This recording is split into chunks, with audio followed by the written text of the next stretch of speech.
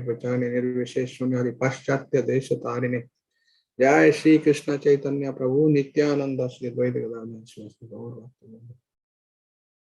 Hare Krishna Krishna Krishna Hare Hare Hare Ram Ram Ram Hare Hare. So today the topic is about Murari Gupta. Actually, Murari Gupta's disappearance day is 20th of October. But we are discussing about him ahead of time. Because there's so many Vaishnava acharyas appearing, disappearing. In fact, this Sunday we have disappearance of Krishnadas, Kaviraj Goswami, Raghunath Das, Raghunath Bhatta Goswami, three Goswamis disappearance on the same day.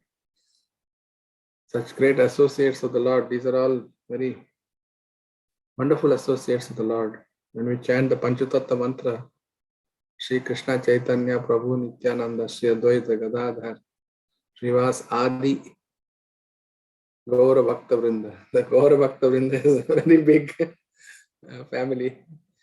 In fact, today I was thinking we'll read one branch of that family of Lord Chaitanya, Gaura Bhakta Vrinda, discussed by Krishnadas Kaviraj Goswami in Chaitanya Charitamrita. So I will share screen with you and we shall read. Prabhupada gives such nice glorification of these Vaishnavas. It's written about Murari Gupta in a few places. Krishnadas Kaviraj Goswami describes and glorifies him as well. So depending on how much time we have, we can read some of those beautiful descriptions and pastimes as well of these great acharyas. And by glorifying these great acharyas, we get two benefits. The first benefit is that their good qualities will rub off on us. Not a lot, depending on how sincerely we absorb this message. If you're eagerly receiving the message and appreciating it, relishing it, really from the heart, then more like a sponge, you'll absorb more. And that is one thing, we can imbibe small percentage of those qualities, depending on our sincerity. And the second benefit of glorifying these great acharyas is that we get their association. You don't have to regret, I was not there in Lord Chaitanya's time. Yeah, of course, being in Lord Chaitanya's time is unparalleled. You can't compare with that. That is no doubt special. But nevertheless, by Srila Prabhupada's mercy, reading Srila Prabhupada, he has given us Lord Chaitanya as well. Then one time Prabhupada said that, yes, we can say Arjuna is very fortunate to hear Bhagavad Gita directly from Krishna. But then he said, if anyone hears in the disciplic succession, in the Guru Parampara, the same message of Bhagavad Gita as it is non-different from being with Krishna in Kurukshetra. Non-different. No less mercy than Arjuna. In fact, the mercy comes more distilled down the Parampara. The more it comes, it gets more, and the mercy gets more sweeter and sweeter and sweeter. Just like Srimad Bhagavatam is described as a ripened fruit of the tree of Vedic knowledge. Right? Nigama kalpataro galitam phalam. It's a ripened fruit of the tree of Vedic knowledge. The whole Vedic knowledge is like a tree. And of the trees, mango is considered the king. And in the mango tree, the ripe mango is considered most sweet. But Bhagavatam goes one step further. Shuka mukha amrita dave samvitam. Among the ripe mangoes, the ones that have been touched by the parrot called Shukadeva Goswami, is even more sweet, even more relishable. But Srila Prabhupada takes it even further than that. He takes that mango that has been selected by the parrot. Now we have this, what do you call it, supermarkets. They have these machines like Countdown and Woolworths. They have machines that detect the mangoes, ripest mango on the tree, and they pluck that. The machine's doing that. But there is one machine called a parrot that does the same thing, but much more efficiently. It goes and picks the most ripe fruit without any technology, without having to 4 years of engineering, double degree, and go to university and all that. Without doing any of that, the parrot knows which mango is sweet, and his selection is much better than any machine. Anyway, that's a side point.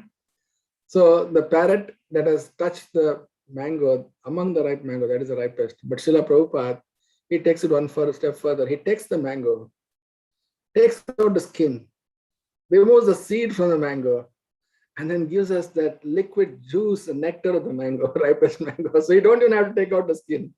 You don't even have to pull out the seed. You just have to drink it like a baby. You can see Raju Mukha Prabhu is here from Sydney, and his baby Vrindavaneshwari can also drink that. She's only how many months old? 2 months old. 6 weeks, bro. Huh? 6 weeks. 6 weeks, not even 2 months. So even that baby can taste that sweet because there's no pulp and there's nothing in that. Everything in the seeds and all taken out, skin taken out. So it's just a pure nectar only. Just drink it. That's all. You don't have to chew also. And that's Srila Prabhupada.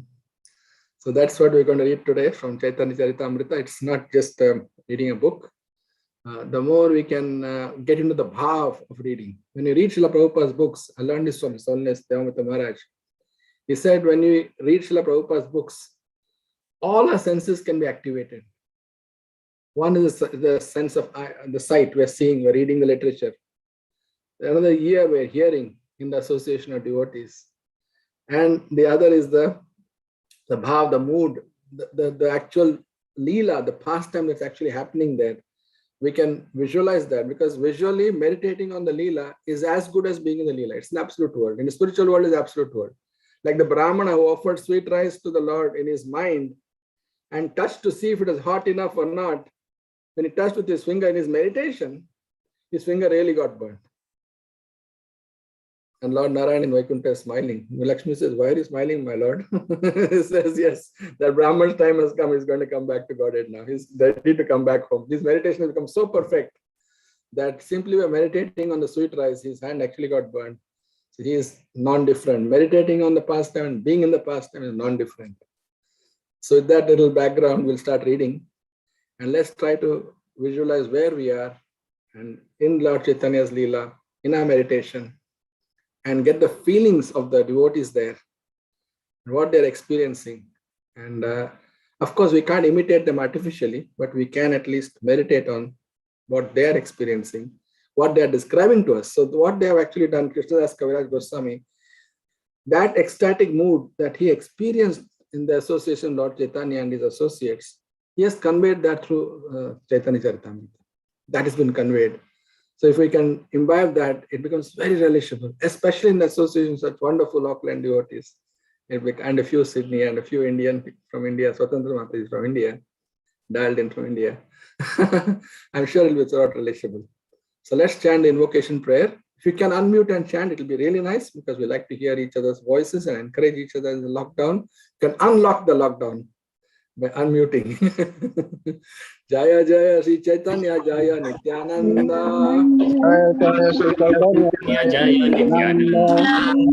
Jaya Dvaita Chandra Jaya Gaura Bhakta Vrinda.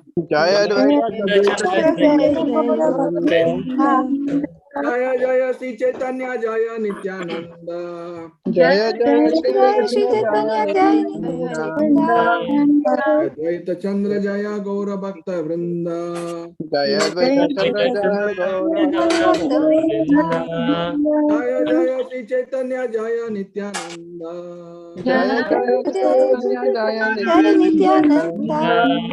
Advaita Chandra Jaya Gaura Bhakta Vrinda.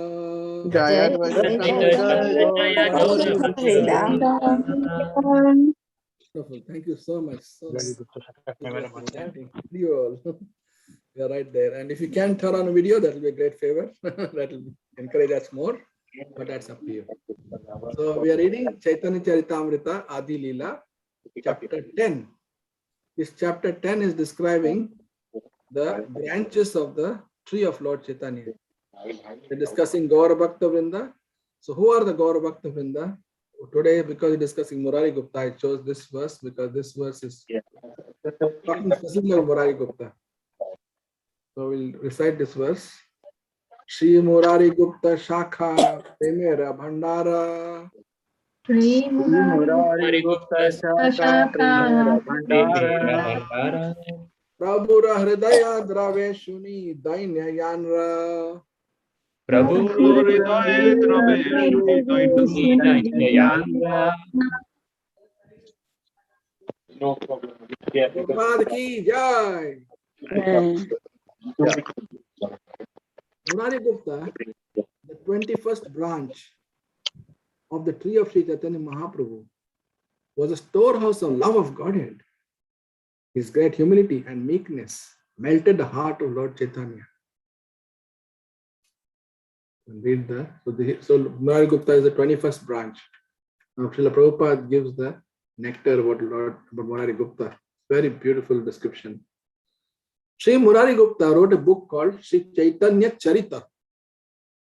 He belonged to a Vaidya physician family of Sri Hatta, the paternal home of Lord Chaitanya, and later became a resident of Lord Chaitanya. So who was Lord Chaitanya's father? Nath Mishra. Sorry, Jagannath Mishra. Jagannath Mishra, correct. So Jagannath Mishra's home was in Sri Hatta.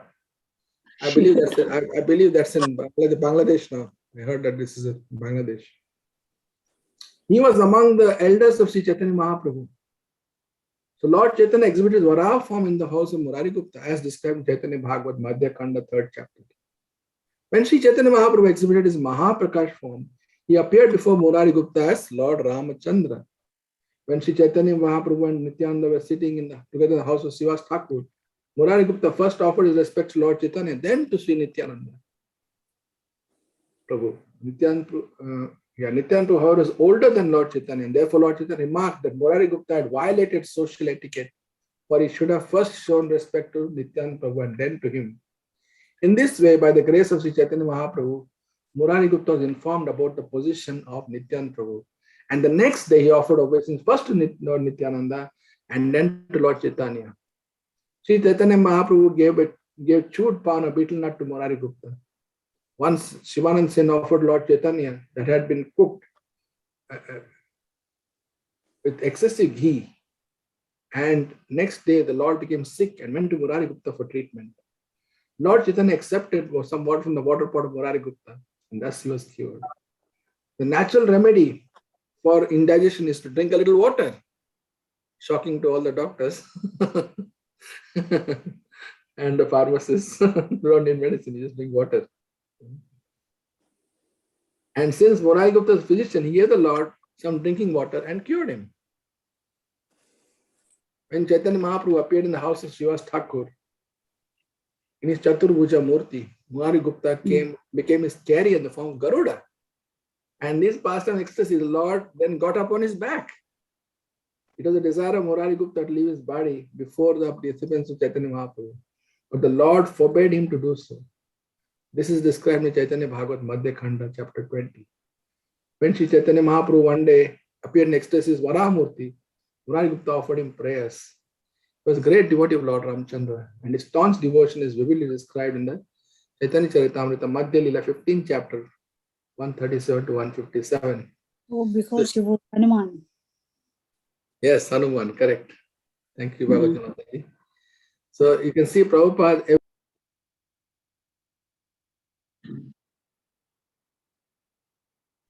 You're on mute, Prabhu. Mute.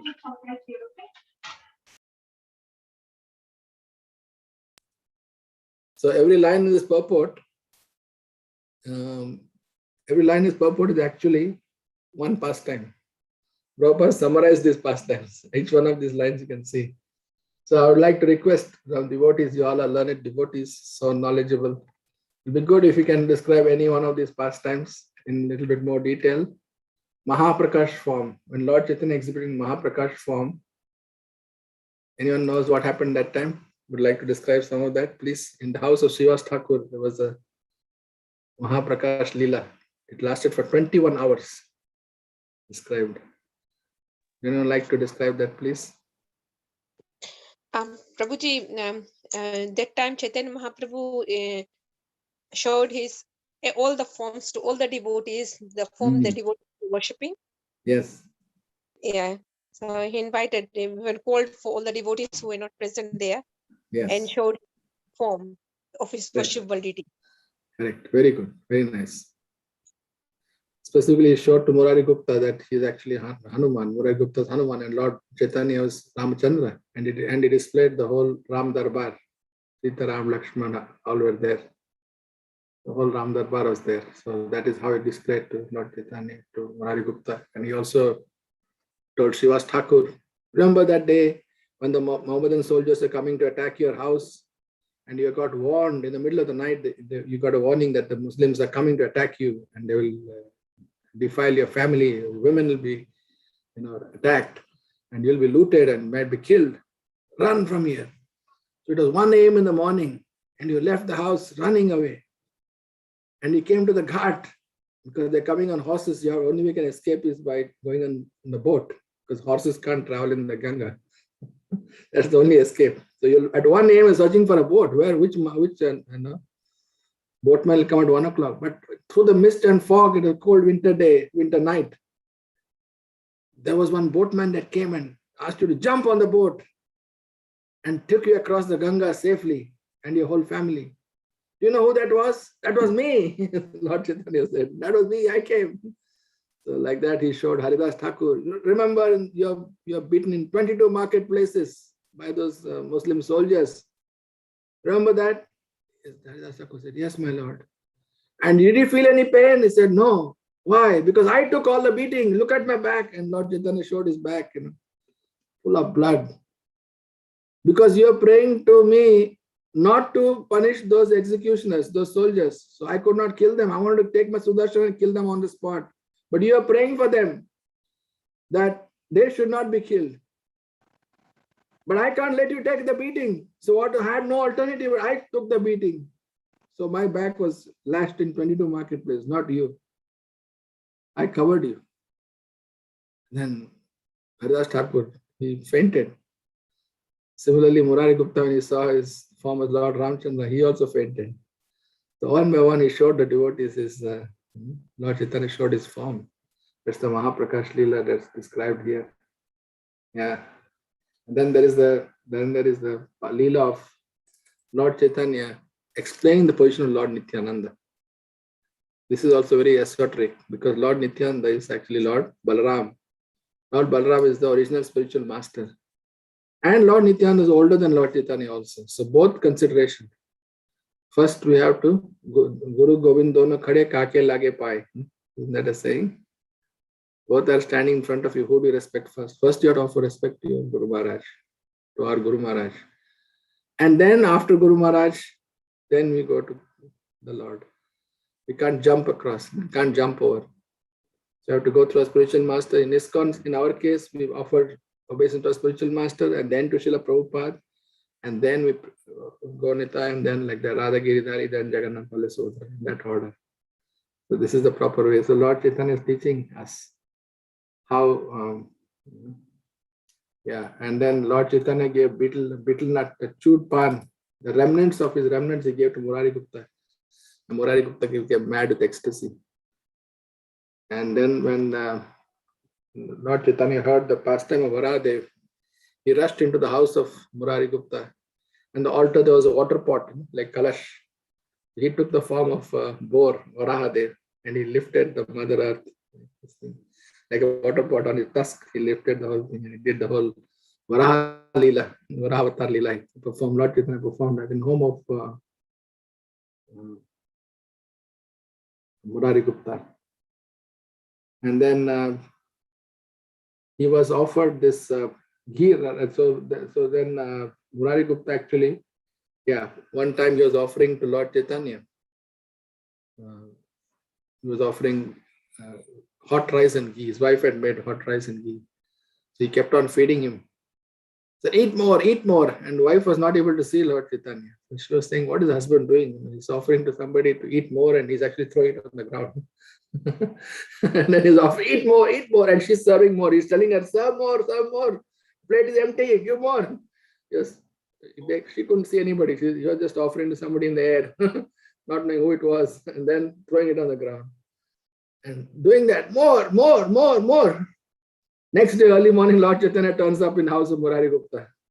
And says, Murari Gupta says, my Lord, why you come so early? Any problem? He said, yes, you are a doctor. That's why I come to you. Doctor means you should expect odd time calls and midnight calls and early morning calls. We have here our few doctors here. Nalikant Prabhu, I'm sure. You get these calls.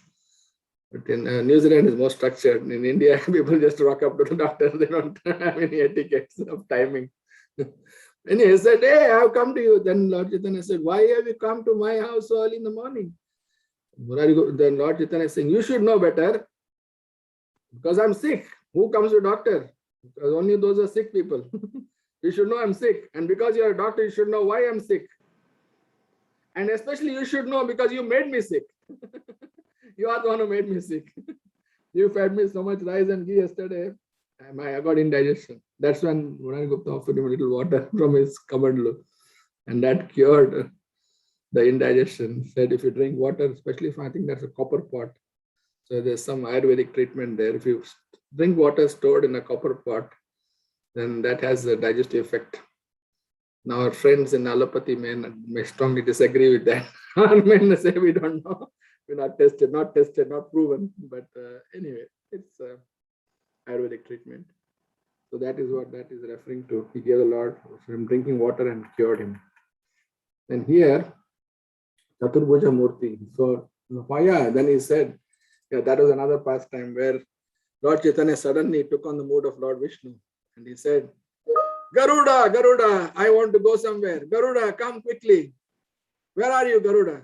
And Murari Gupta said, I'm here, my Lord, I am Garuda. So Murari Gupta understood the mood. He said, okay, so one moment Hanuman, next moment is Garuda. Said, I am Garuda, I am here to take you. Where do you want to go? I can take you any planet you want. I can take you to Swargaloka if you want. I can take you to Kailash if you want to meet Lord Shiva. Or if you want, you got an appointment with Brahma, I can take you to Brahma Loka. Or if you want to go to Vaikuntha, I can take you there. Anywhere you want, my Lord. Just climb on my back. And Lord Chaitanya, in complete ecstasy, he jumped on his back and everyone was watching what's going on.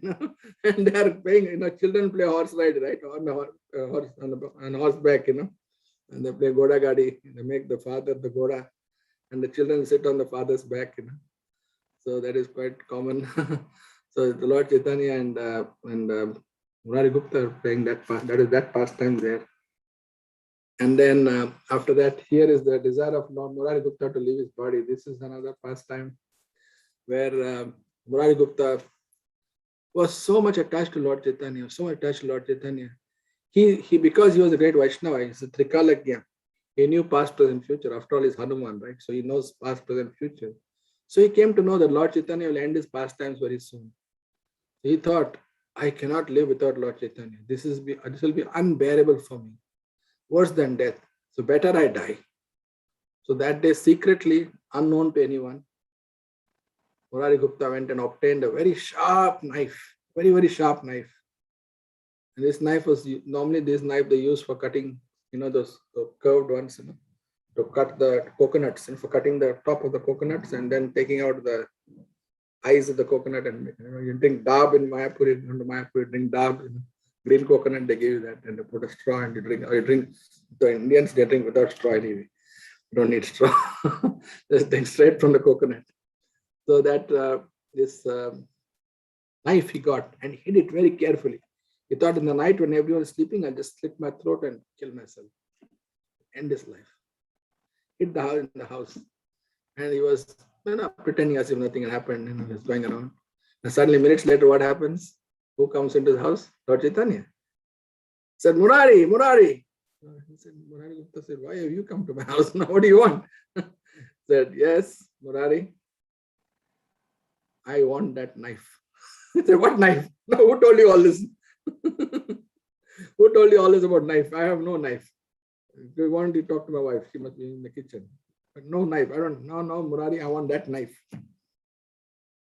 He said, Murari, your decision is not a good decision. You think to avoid feeling separation from me, you want to end your life. I want you to know that if you end your life, I will not be able to live. You will give me unbearable pain. Is that what you want? Is that just to avoid for your own happiness, you want to give me unlimited pain? Is that what you want? Is that your devotion? Is that how much you love me? Give me that knife. I said, no, there's no knife, Lord Chaitanya went to the hiding place, picked up the knife, took it and said, I'm taking this. You're not taking your life. No more. Cancel your plan, please. So this was the we can't imagine, right? I mean, I'm only describing what Prabhupada has written here. How much love the Lord has for his devotees. And the devotee has love for the Lord. It's a reciprocal loving relationship. We only read about it in Srimad Bhagavatam and Chaitanya Charitamrita, such books where the depth of feeling is so, the love is so deep. All we can do, at least I can do, is repeat the words of Srila Prabhupada and not try to pretend that I know those feelings or understand those feelings or I experience those feelings. I don't. But we can at least glorify those feelings. And hopefully one day, by the mercy of these devotees, a small drop may fall in our way, come in our direction. And then there's a devotee of Lord Ramchandra that is also there. So one day, Lord Chaitanya told Murari Gupta, you should, even though Lord Ramchandra and Krishna are one and the same, I want you to think of Krishna and worship Krishna. Let us both worship Krishna together. Lord Sri Krishna Chandra, he says, actually says Krishna Chandra. We have Krishna Chandra Prabhu here also. Okay. This is the original Krishna Chandra. Krishna Chandra Bhagwan, Sri Krishna Chandra. So let's worship Sri Krishna Chandra. And Murari Gupta said, all right, if that's what you order me to do, I'll do it. And that night, whole night, Murari Gupta was trying to think of Lord Sri Krishna Chandra. But he just couldn't. He tried and tried. No matter how much he tried, he only thought of his beloved Lord Sri Ramchandra. The next day, when he came to meet Lord Chaitanya, he had cried the whole night. He had not slept. And Lord Chaitanya saw him and said, what happened? He said, I cannot forget Lord Ramchandra. Then he said, you are actually Hanuman, so how can you forget? So you should not even try to. You worship Lord Ram. You continue your service to Lord Ram. How can then he makes the beautiful statement, how can a master forget his servant? And how can a servant forget the master? True servant will not forget the master, and true master will not forget the servant. In this connection, I was hearing His Holiness Radhanath Maharaj. He was saying that Srila Prabhupada was such a master, spiritual master also. And he recollects that how one of his disciples, Hayagriva Prabhu, had first joined Srila Prabhupada in the early days. And his service was to edit Prabhupada's books, do the English editing of his books, manuscripts. That was the service. And then when Srila Prabhupada left the planet, Hayagriva Prabhu also left Krishna consciousness. And he couldn't follow the regulative principles. And because of his bad habits of breaking the principles, he became quite sick. And Srila Prabhupada, actually before that, one incident had happened. Srila Prabhupada wanted Hayagriva Prabhu to be the president of New Vrindavan farm project. And Hayagriva Prabhu was constantly avoiding that. He didn't want to be the president. And he had got a whole list of arguments with Prabhupada, why he didn't want, why he's not the right person. So Srila Prabhupada called for him in his room. And then he said, then Hayagriva Prabhu was ready with all the arguments. And Prabhupada said to him, I want you to do one special service for me. Hayagriva Prabhu very suspiciously said, what is it you want, Prabhupada? What do you want? And then Prabhupada said, Hayagriva Prabhu, I want you to take sannyas. This was totally unexpected. He thought he'll ask me to be president of New Vrindavan and I could say no, and I've got all my backup arguments, why I should not be president. And then he just he was completely dumbfounded. He tried to argue for everything. But my senses are weak, Srila Prabhupada. That's all right, you chant Hare Krishna. But I can't maintain the, it's all right, you have strong association. Everything, he cut down all his arguments. Finally, he said, Prabhupada, please don't ask me to take sannyas. Give me anything you want, but I will not take sannyas. And Prabhupada said, then you become president of New Vrindavan. Yes, Srila Prabhupada, that's a very good idea. As long as you don't have to take sannyas, it's all right. He said, Prabhupada caught me like that. I was going fully prepared, determined not to take that position. And Prabhupada knew exactly how to deal with him. Anyway, that was one episode that happened. And later on, what happened, because he left the movement and he had gone off track, Prabhupada actually found him in Hawaii. Prabhupada sent devotees to find him and again brought him back. Next time he had long hair and he had got a beard and all. Hayagriva Prabhu looked quite different. He was not chanting, not following the principles. Again, Srila Prabhupada said, would you like to do some work for me, service for me? Again, he gave him some transcription work. He tried to engage him so many times. But now, after Srila Prabhupada left, nobody was there to pull him back. So towards the last days of his life, he was in Goa. And he got very serious cancer. I think it was spinal cancer of the spinal cord. He couldn't sit, he couldn't stand, he couldn't walk. He had to only lie down in bed. And last days, Radhanath Maharaj went to see him. And then he read Srila Prabhupada's books with him. And he was so much, loving Srila Prabhupada's books. He said, we all read. Even those staunch brahmacharis, staunch sannyasis, they read Prabhupada's books. They don't have as much feeling as he had. Because that time Hayagriva Prabhu knew he was not having long to live. He was going to pass away soon.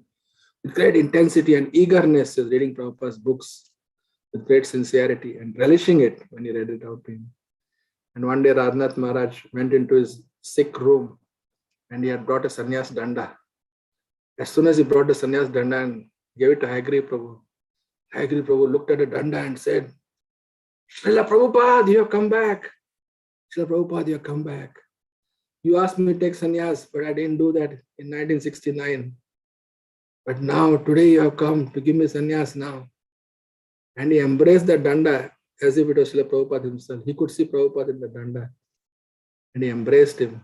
And that's why Maharaj said, this is the nature of the master, eternal master and eternal servant. A spiritual master is not for only one lifetime. Chakhu dana dilo jai, janme janme Prabhu's day. One was given us the spiritual knowledge. He is our master, life after life. Not only this lifetime. It's an eternal relationship. So Srila Prabhupada is my eternal master. He is at the time of my death, when I'm about to leave my body, he has come again to call me, to pick me up. So attachment to Srila Prabhupada is so wonderful. Even if somebody falls down also, Prabhupada didn't forget the service he had done for him. You had transcribed my books, you have edited my books. You helped me in the book publication back in 1967, 66, 67, the early days. It was Howard Wheeler. If you read Lilamrita, you're reading Lilamrita now. So you are still in the India part, you haven't come to the US part. When you read the part, when you're reading the part, when he started in 1966, Howard Wheeler, he was Professor Howard Wheeler, he was an English professor. And he was, so that was such a wonderful example. So Lord Chaitanya's Leela, you'll see Murari Gupta is also such a devotee of Lord Chaitanya.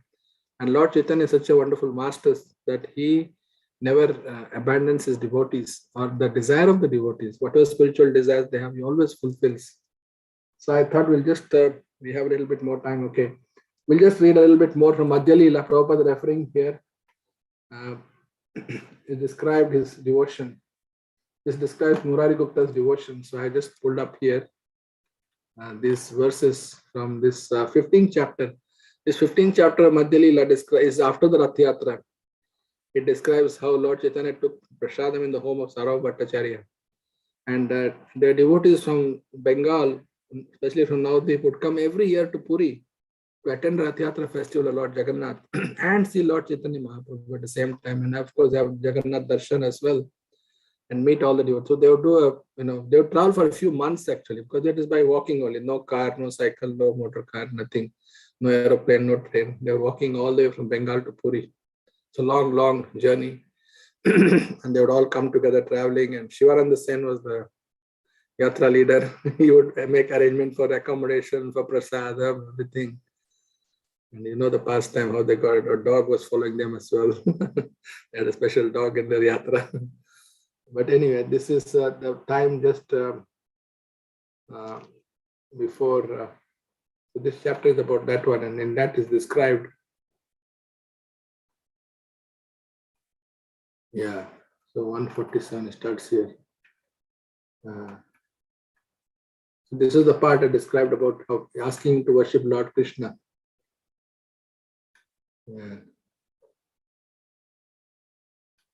This is the pastime of Garuda. Let's see if we can read a few of these pastimes.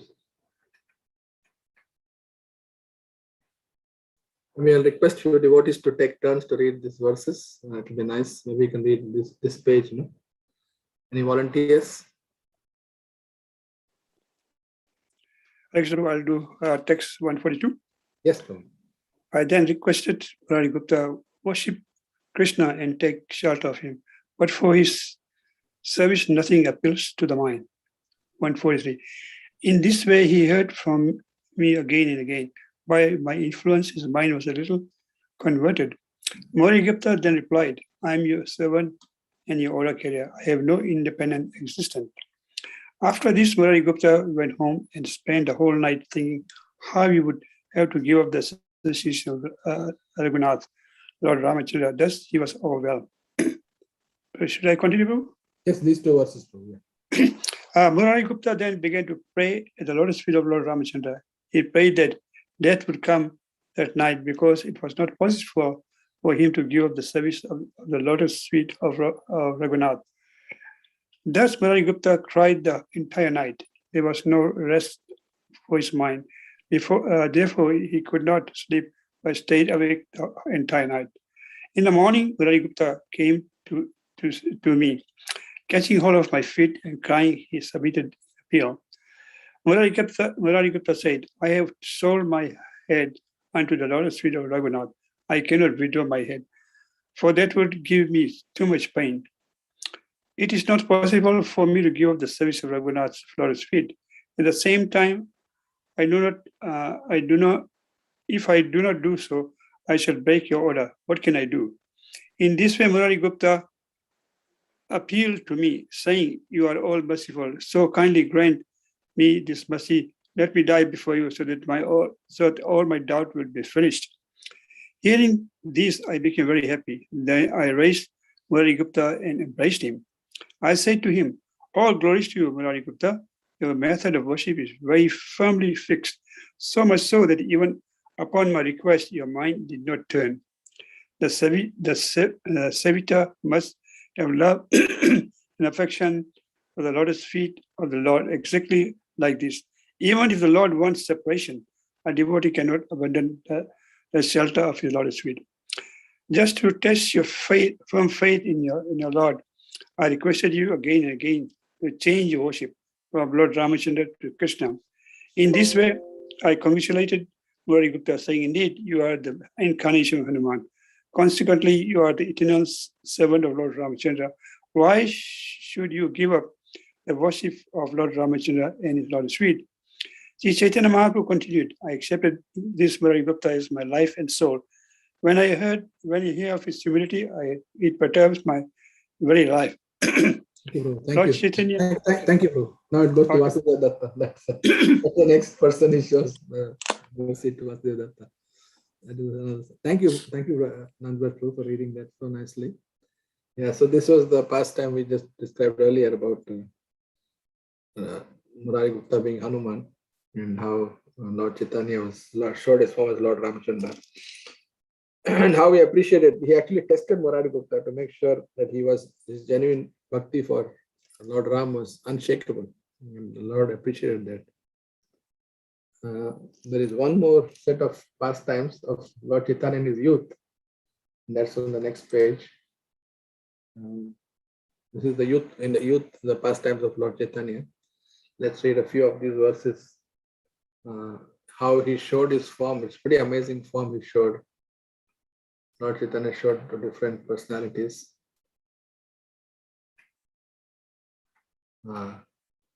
Start from here. Everything is nice. I don't know where to start. Yeah, we'll start from here. Anybody else like to volunteer to read, please? From text 10. Thereafter, the Lord delivered love of Krishna to his mother Sachi Devi, nullifying her offense at the feet of Advaita Acharya. Thus, there was a meeting with Advaita Acharya, who later had a vision of the Lord's universal form. Srivas Thakur then worshipped Lord Chaitanya Mahaprabhu by the process of Abhishek. Sitting on a cot, the Lord exhibited transcendental opulence. After this function at the house of Srivas Thakur, Nityananda Prabhu appeared, and when he met with Lord Chaitanya, he got the opportunity to see him in his six-armed form. One day, Lord Chaitanya Mahaprabhu exhibited to Lord Nityananda Prabhu a six-armed form bearing a conch shell, disc, club, lotus flower, bow, and flute. Yes, Prabhu. Which are the six? Can you please describe this six-handed form? Which forms are included in this? So Shadbhuj form. Yes, Shadbhuj. What is Shadbhuj? Please explain. So Shadbhuj is Chaitanya Mahaprabhu exhibiting three aspects or three forms that he exhibited at different points of time. So one, of course, is his own form as Chaitanya Mahaprabhu, where he had the kamandul, the objects of a hermit. On the other two hands, he had the weapons of Ramchandra, which is the bow and the arrow. And in the other hand, on the two hands, he had the symbols of Lord Krishna. The flute. Yeah. Thank you, Prabhu. Yeah. Thank you. Yeah. Next paragraph, the 14. Somebody else, Prabhu, or you want me to continue? Yeah, you can continue. You can read up to the up to Nityananda's. Yeah. Okay. So from 15 to 14. 14. Yeah. Thereafter, the Lord showed him his four-armed form, standing in a three-curved posture. With two hands, he played upon a flute, and in the other two, he carried a conch shell and disc. Finally, the Lord showed Nityananda Prabhu his two-armed form of Krishna, the son of Maharaj Nanda, simply playing on his flute, his bluish body dressed in yellow garments. Thank you, Prabhu. Thank you so much. Very good. So what are the different forms he showed Lord Nityananda? Special mercy and different forms. He showed six-arm form, Shadbhuj form. Then he showed him the four-arm form. And then he showed him the two-arm form of Shamsundar Krishna. 4 hands, 2 hands, all three. Thank you, Prabhu. Okay, who can read text 16 next? Anybody?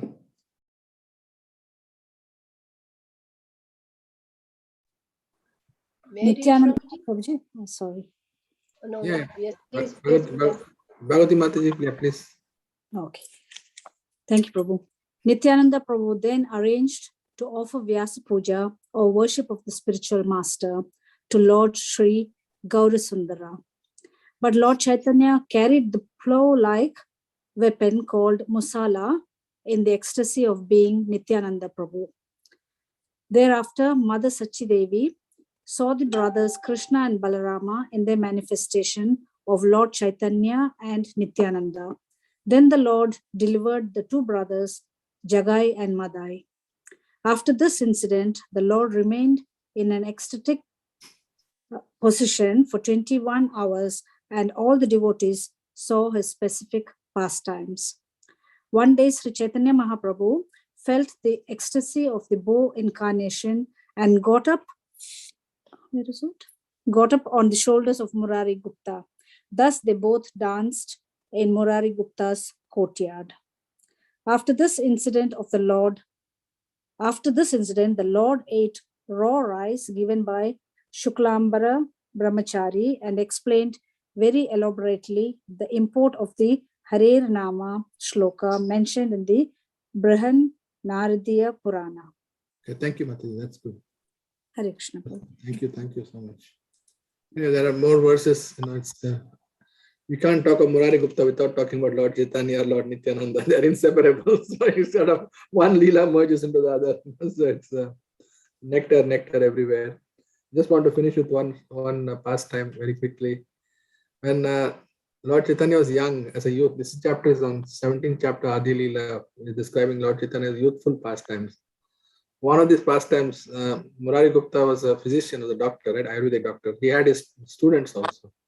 And one time he was walking on the bank of the Ganga with his students. And behind him came Nimai Pandit with his students, because he was a teacher, Gurukul, he had his Gurukul. And he was following Murari Gupta. And that time Murari Gupta was following the Karmakanda section of the Vedas. So he's explaining the Vedic rituals to his disciples, teaching Ayurveda and also teaching Vedic rituals, Vedic puja item. He was quoting different verses from the Vedas. He was chanting the Vedic mantras. And Lord Chaitanya's Nimai Pandit was following him and making all caricature, making fun. Whatever he would say, if Murari Gupta would say, and then in the Om Namo Narayan, and then he would say Om, this thing, something, some mantra he would chant, and he would hey, Shuklam Varadara, so he was mimicking him, and Murari Gupta is getting very angry, because he's partial incarnation of Bhima also, Hanuman, and Lord Shiva as well in him. He's got Amsha of Lord Shiva also. Lord Shiva is Ashutosh. He gets angry very easily, he gets pleased very quickly also. Ashutosh. So he got the angry part in it. He starts saying, why are you nonsense? What are you doing? Why are you being so naughty? You are a son of a Brahmana, Jagannath Mishra, respectable Brahmana, and you are behaving like a urchin, street urchin. Why are you doing this? He started chastising him. Then little Nimai, young Nimai said, I will come to you at lunchtime and I'll show you who I am. And then Murari Gupta doesn't know what he's talking about. He goes home and he starts eating his lunch.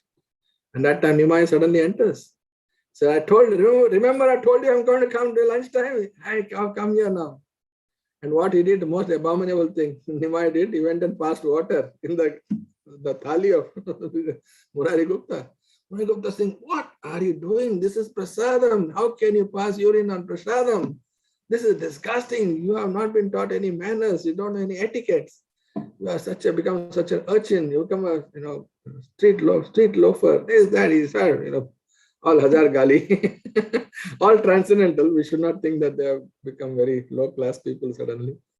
This, because in those Galis, if you really analyze those words, every one of those have got there's a direct meaning is a Gali, it's like a swear word, a chastisement, but the indirect meaning is a glorification.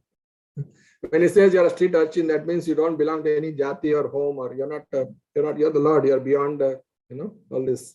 So every apparent criticism, there's got a glorification inside that. If you read, if you don't have time now, but you can think about it. When Advaita Acharya and Nityananda they fight, they actually give gali to each other, but all those galis are actually glorifications. When Krishna talks to Rukmini, he tells Rukmini that he is very fallen and all that. All those are glorifying him. So these are all they're on a different planet. Anyway, but he got very angry. He said, why are you doing this? Why do you urinate in my plate? This is ultimate insult to prasadam. Then Nimai Pandit gave the answer. He said, why are you mixing karma kanda with pure bhakti? That was Nimai's reply. You are explaining karma kanda to your students. You're not giving them pure bhakti. Why are you doing that? That is more worse than urinating in a plate of prasadam. So I want to tell you that. Don't ever do that again. You should only preach pure bhakti. No karma kanda, no jnana kanda, no upasana kanda. That's why I've done this for you. Then he ran away. and then after that, Murari Gupta goes to the house of Jagannath Mishra. He's brought all the Argya items, deity worship items.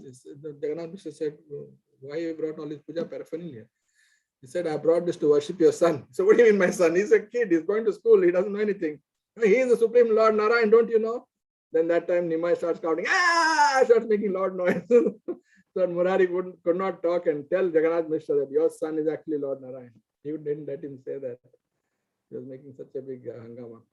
But anyway, so that was Murari Gupta just couldn't believe it. He said, you want to tell Jagannath Mishra? Look, I'm trying to convince him. Look, he's not ordinary kid, okay? He's Lord Narayan. Get it right. When are you going to understand this point? I have got evidence. Nobody could believe him. You've gone mad. You should go and take some medicine, take some rest. Murari must be tired. Go and take rest. You are speaking some nonsense. Just don't tell me about all that. So Jagannath Mishra didn't want that to be didn't want to accept that. So like that. Anyway, run out of time now. So thank you so much. There are more such references, of course, in Chaitanya Charitamrita. Chaitanya Bhagavad has got even more actually, especially Madhya Khanda. Madhya Khanda again has got a lot of leelas of Murari Gupta and his associates again. So thank you so much for giving this opportunity. If you have time for a few comments or questions from devotees, that will be nice.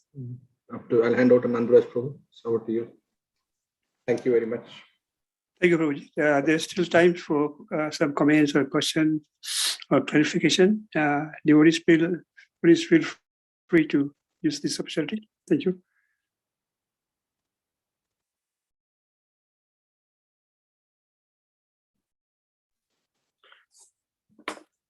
So you mentioned, just from my side, you mentioned this very nice episode of how Harigriva Prabhu was saved by Chaitanya, by Srila Prabhupada. Yeah. This intense incidents. You say that a true master will not leave the servant, and a true servant will not leave the master. So you were also mentioning this relation actually carries on from life to life. Yes. Okay. So it's an eternal Yes. sort of service. Yes. When we So take if any- somebody voluntarily leaves their spiritual master in this lifetime, sometimes the spiritual master also disowns the person. So what happens then? That's a very good point. You see, I heard this from His Holiness Tamal Krishna Goswami Maharaj. He said that Srila Prabhupada rarely rejected any disciples. He said, especially he would not reject any disciple if they had sensual fall down. They couldn't follow the principles or they couldn't keep up the initiation vows. He would not reject them. He would always try to bring them back and give them another chance, give them another chance. He kept on giving. And he said the only category of disciples he rejected were those who criticized not just him, but his spiritual master. They criticized Bhaktisiddhanta Saraswati Thakur or the Guru Parampara. He said that Srila Prabhupada found it very hard to forgive. But even if they criticized himself, Prabhupada himself, he would not reject them. In fact, Madhudvishar also was a sannyasi Maharaj, Madhudvishar Prabhu. He was sannyasi, so he gave up his sannyas and became a grahastha. And he was feeling very ashamed. Unfortunately, that time ISKCON, we were quite immature. Everyone started gossiping. He said, oh, he's fallen down and this and that. Prabhupada was very upset. He didn't like that at all. He told the devotees, now you made it impossible for him to come back. So what, he gave up his sannyas. I know it's not good, but you can't reject somebody like he has done so much service for me. So Prabhupada always kept that in front, that what service anyone has done for him. He would never forget that. And then Madhudvishar Swami came and said, I'm really sorry, I'm a sannyasi, I got attracted to a woman, I got married. And Prabhupada, why haven't you rejected me? Just like Lord Chaitanya rejected Chota Haridas. Why didn't you reject me? And Srila Prabhupada said, that is Lord Chaitanya, he is the Lord. I'm just his humble servant. How can I reject you like that? Lord can give that punishment. I can't give that punishment. So Tamal Krishna Maharaj said that most of the devotees who fell down, practically all of them, Prabhupada would never reject them. He always remembered that they did some service, whatever it may. And Madhudvishar Swami especially did so much. Australian Yatra, probably even New Zealand Yatra, is so much depend on his mercy. He was so dynamic preacher.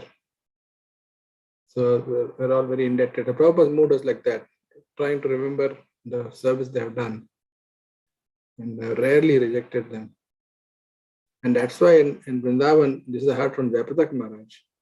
He said, Prabhupada said in Vrindavan, the last days, he was saying that some of the disciples, he lifted his hand and showed him, his hand was so weak, only bone. He said, why this becomes so weak, body is so sick? Because I've taken unqualified disciples. And then he said, please follow the regulative principles. I made a promise. If you don't follow, the reaction comes to the Guru. In our present and our situation, we should think of our spiritual master is suffering because of our misdeeds. So we should be very careful to follow regulative principles. And then Prabhupada made one comment that please don't make me come back as Chintamani. That was like a big blow. Chintamani means prostitute. Imagine Bilamangal Thakur's guru had to come as a prostitute as Chintamani to get that disciple. He was so fallen that time. That only way to attract him was to come as a woman, as a prostitute. So Prabhupada said, don't make me come back as Chintamani. So those disciples who are not following the regulative principles, they're only attracted to women. What can you do? So Guru has to come from a woman to attract that person. So Prabhupada would say, don't make me come back as Chintamani. So that also indicated from that conversation with Jayapatak Maharaj saying that Prabhupada has to come back. If we don't go back to Godhead, Prabhupada will keep coming back to the material world to take us back. In what form, what shape, where, when, how, we don't know.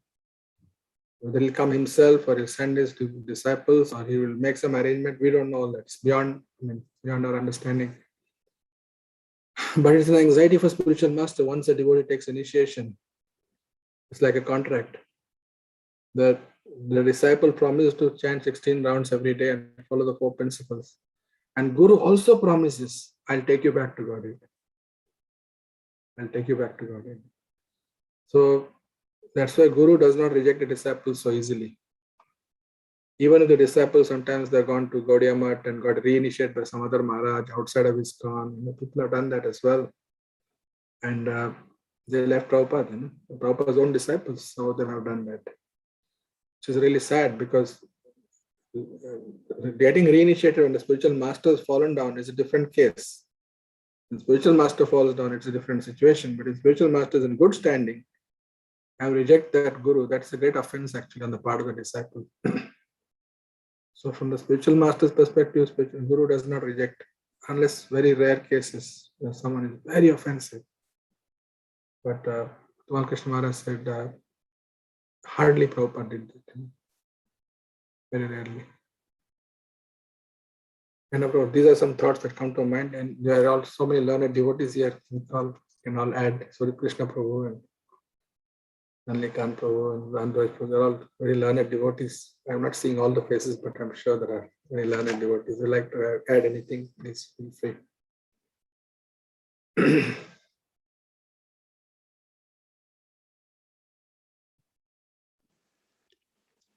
Yes, well, thank you for this feedback. It's nice.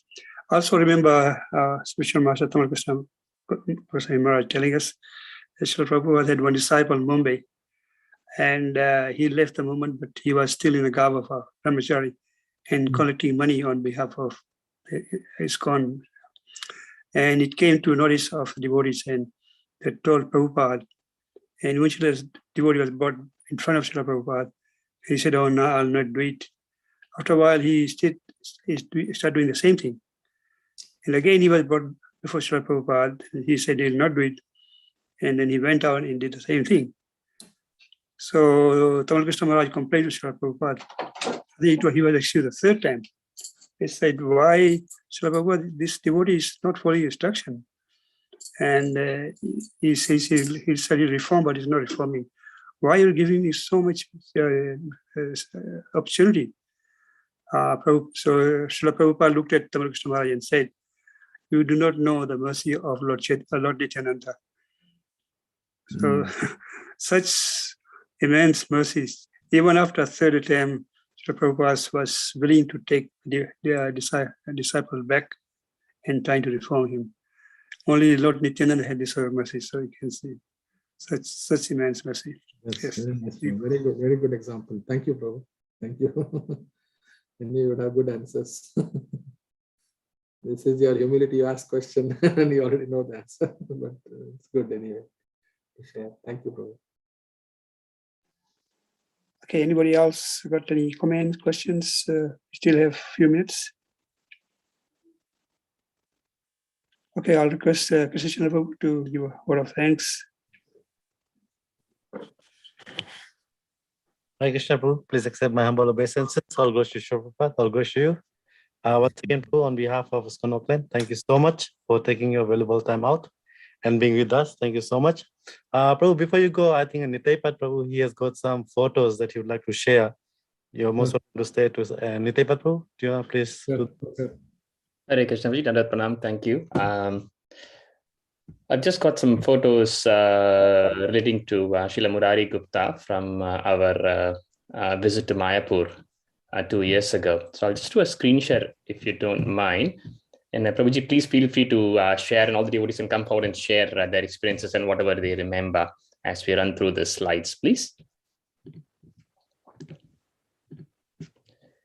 Okay, is my screen visible to everybody, please?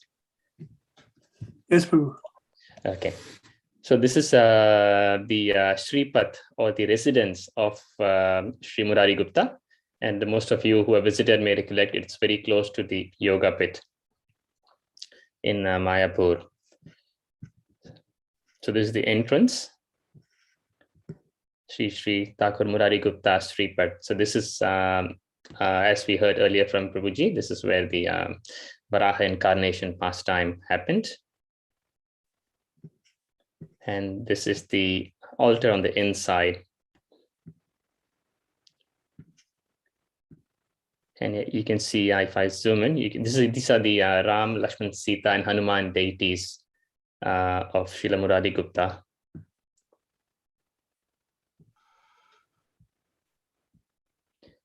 And if you look on the left-hand corner and the right-hand corner, there's a lot of inscriptions full of Ram Leela.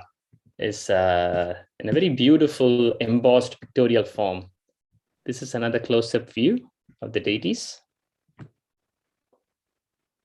And on the left-hand side, actually, Hanumanji is sitting, but the Pujari's hand is actually hiding Hanuman.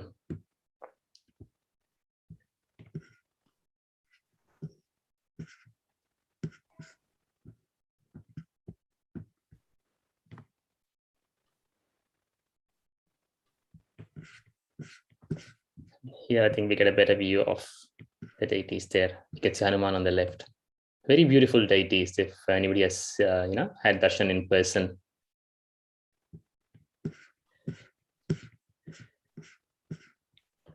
Now, this is very interesting. Somehow by Guru Maharaj's mercy, I came to know that Murari Gupta also had Gauranita deities.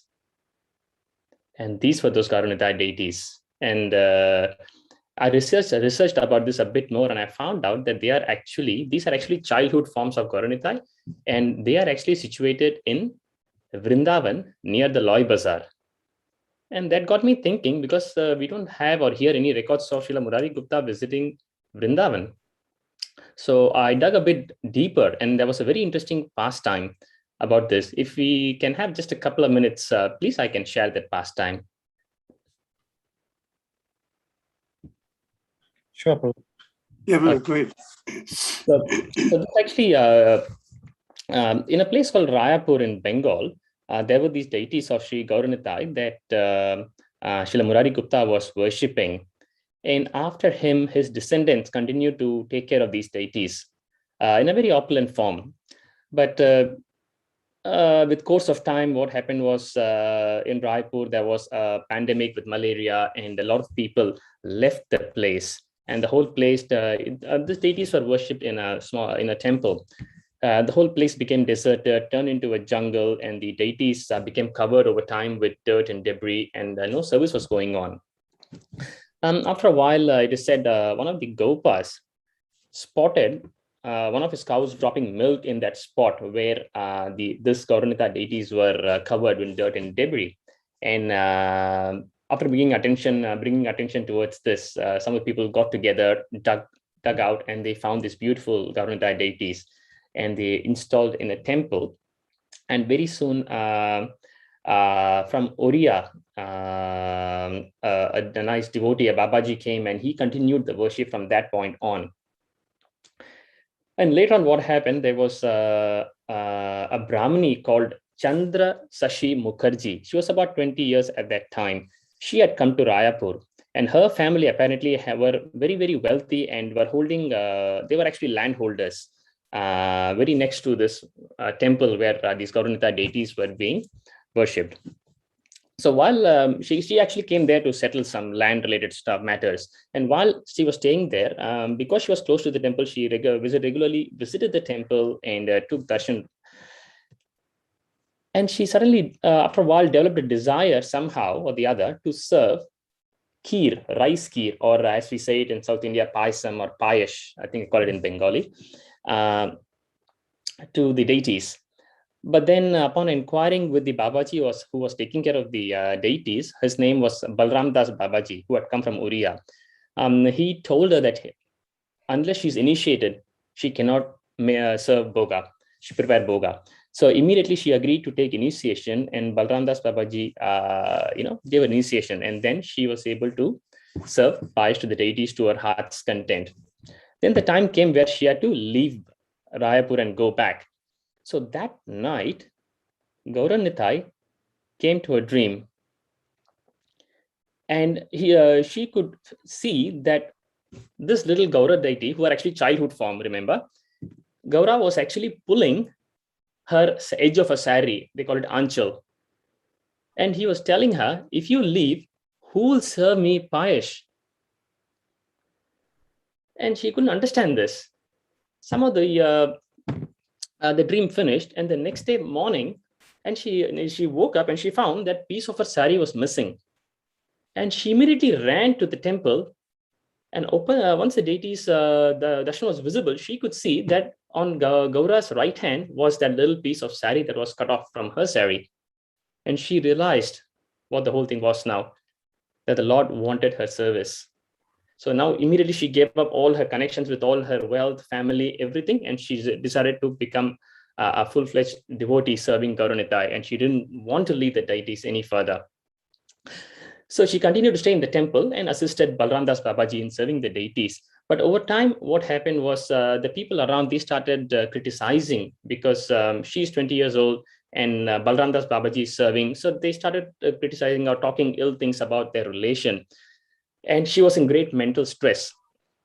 So that night, she had a dream from Chaitanya Mahaprabhu, and he said, please take me to Vrindavan.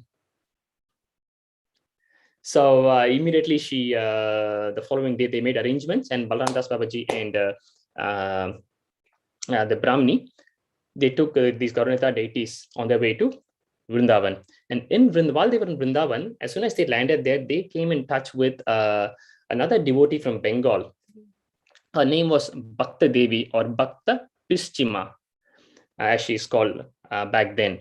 So she took them to her own home in a place called Banakandi. It's near the Loi Bazaar, and it's still there. So in her home, in one of the rooms, these deities were installed, and the worship continued from that point on by this Brahmini called Chandra Sashi. Because the Bhakta Devi, in whose house these deities were being worshipped, she was also called Bhakta Paschima. This Brahmini, Chandra Sashi, her name also turned out to be over time Chandra Sashi Pischima, and the deities were being called as Pischima's children or Pischima's Gauranitai. And it is said that because the deities were in a childhood form, they were very, very playful and very naughty as well. And once what happened, I'll just share two little pastimes that I came across. Once Chandra Sashi Pischima, she was actually in her monthly, it was her periods time, as it happens with women. And she was wondering, she was standing on the courtyard of the temple and looking at these beautiful faces of Gauranitai deities. And she was wondering to herself, how can I serve at this time? And she was in deep distress. So immediately she was awake, but still she had like a dream-like vision where Chaitanya Mahaprabhu told her, what would a mother do in this situation? Do that. You don't have to worry about anything else. So please go take your bath, come and offer me.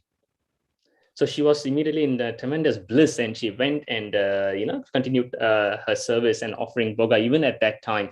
And from that point onwards, it is said that she never ever had her monthly periods at all. So that was the first pastime. Another interesting pastime was that those Gauranitai deities did not have any shoes at that time while living in that place. So one day what happened, it was in the mid-morning time and it was raining. And this Chandra Sashi Pischima, she was sitting outside the altar, and she was actually pulling a rope. They had a mechanical fan at that time facing the deities. So she was pulling the rope of that fan with her left hand, and with her right hand, she was chanting her japa. And she went out, dozed off to sleep. In her dream, she could see that Nityananda Prabhu, that deity, was actually running out of the altar onto the courtyard, playing in the rain. And she was screaming, "Hey Nitai, where are you going? My child, you will get wet, you'll get cold. Please come back in." And it appeared as if it was real to her, although she had dozed off. She woke up and she found Nitai missing there. Somehow or the other, she went back to sleep again. At that time, there was another devotee from Bengal. It is said that she had come there, and she was living in a place called Chidiya Kunj, which is quite close to this temple. She was sleeping, and it is said that Chaitanya Mahaprabhu, he went to her bed in a child form. He went to her bed and he woke her up. He said, "Why are you sleeping? Have you come to Vrindavan to sleep? Wake up." So she woke up and she asked, "So who are you both?" And they said, "We are Gauranitai. We are children of Pishima. So what can I do for you? We need some shoes. We don't have shoes." And immediately the dream finished. She got up startled and she was wondering, who were these beautiful, bright-faced children who came and woke me up in my dream? But she remembered that they had said, "We are Pishima's children." So she inquired around Vrindavan nearby. Who is Pishima? Who are the children? Where can I find them? And these deities were quite popular, and Pishima was quite well known by that time. So the Brajavasis, they pointed her out to the right direction, and they came to this temple. She came to this temple, and she explained to Chandrasashi Pishima that this is what happened in my dream. And then Chandrasashi Pishima said, "Actually, I also have something to share. I saw Gauranitai running out, asking for shoes, and they ran out into the water. So they could now get the whole picture now. And when they opened the deity door, they could see that Gauranitai were wet as well in the rain. At that time, this Bengali woman, she understood that they were actually wanting shoes, and she immediately arranged for some silver shoes to be given to them. And even today, if somebody visits, you can see those shoes. So this is very close to the Loi Bazaar, and this is how Murari Gupta's Gauranitai deities ended up in Vrindavan. And there are many other pastimes like this, but because of short of time, I'll just share these two. And also I have a little 40-second video of the Murari Gupta's Sripad, which just shows all the Ramayana pastimes. Let me see if I can quickly share that, and we'll finish with that, please.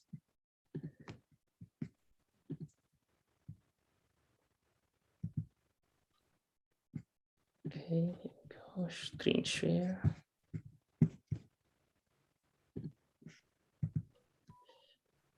This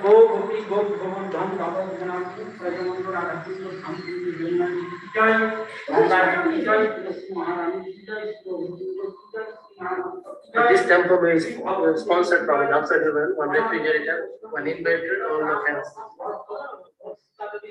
So I don't need it. You just go and check.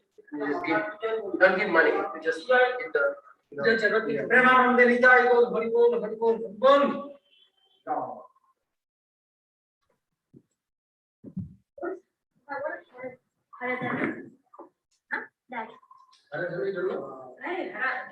Hara is not Shiva's. Hara is not Shiva's. Dhanush is Hara. Shiva's weapon.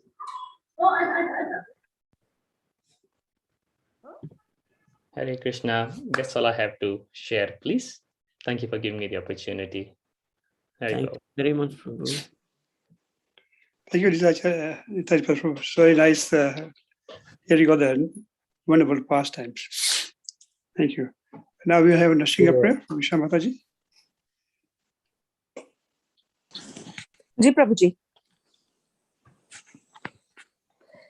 नमस्ते नरसिंहाया प्रहलाद लाददायिने हिरण्यकाशिपूर्वक्षः कुलटङ्कानकालये इतो नरसिंहा परितो नरसिंहा यतो यतो यामि ततो नरसिंहा बहे नरसिंहार हृदे नरसिंहा नरसिंहमतिं शरणं कल्पते तव कर कमल वरे नाकामद्भुत श्रृंगा दालिता हिरण्यकशिपु तनुभृंगा केशवद्वीता नरहरि रूपा जय जगदीश हरे जय जगदीश हरे जय जगदीश हरे जय नरसिंह